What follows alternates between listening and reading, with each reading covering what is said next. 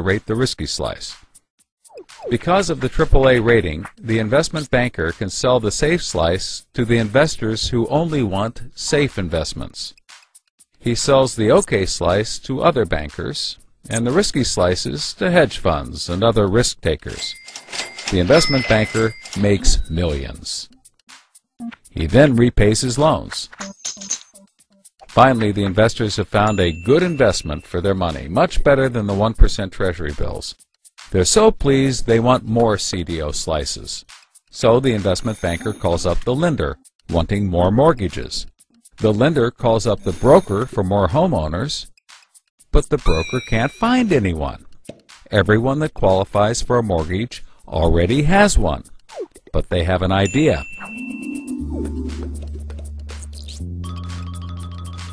When homeowners default on their mortgage, the lender gets the house, and houses are always increasing in value. Since they're covered if the homeowners default, lenders can start adding risk to new mortgages, not requiring down payments, no proof of income, no documents at all. And that's exactly what they did. So instead of lending to responsible homeowners, called prime mortgages, they started to get some that were, well, less responsible. These are subprime mortgages. This is the turning point. So, just like always, the mortgage broker connects the family with a lender and a mortgage, making his commission. The family buys a big house. The lender sells the mortgage to the investment banker, who turns it into a CDO and sells slices to the investors and others. This actually works out nicely for everyone and makes them all rich. No one was worried because as soon as they sold the mortgage to the next guy, it was his problem. If the homeowners were to default, they didn't care. They were selling off their risk to the next guy and making millions, like playing hot potato with a time bomb. Not surprisingly, the homeowners default on their mortgage, which at this moment is owned by the banker. This means he forecloses and one of his monthly payments turns into a house. No big deal. He puts it up for sale. But more and more of his monthly payments turn into houses. Now there are so many houses for sale on the market, creating more supply than there is demand, and housing prices aren't rising anymore. In fact, they plummet. This creates an interesting problem for homeowners still paying their mortgages.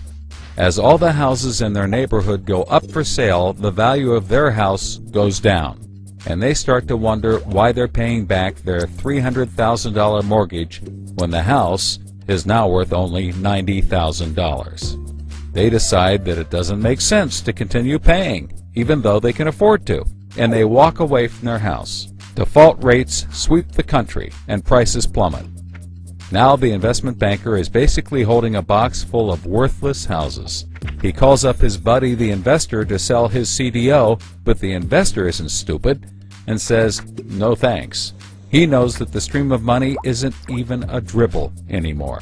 The banker tries to sell to everyone, but nobody wants to buy his bomb. He's freaking out because he borrowed millions, sometimes billions of dollars to buy this bomb, and he can't pay it back. Whatever he tries, he can't get rid of it. But he's not the only one. The investors have already bought thousands of these bombs. The lender calls up trying to sell his mortgage, but the banker won't buy it, and the broker is out of work. The whole financial system is frozen, and things get dark.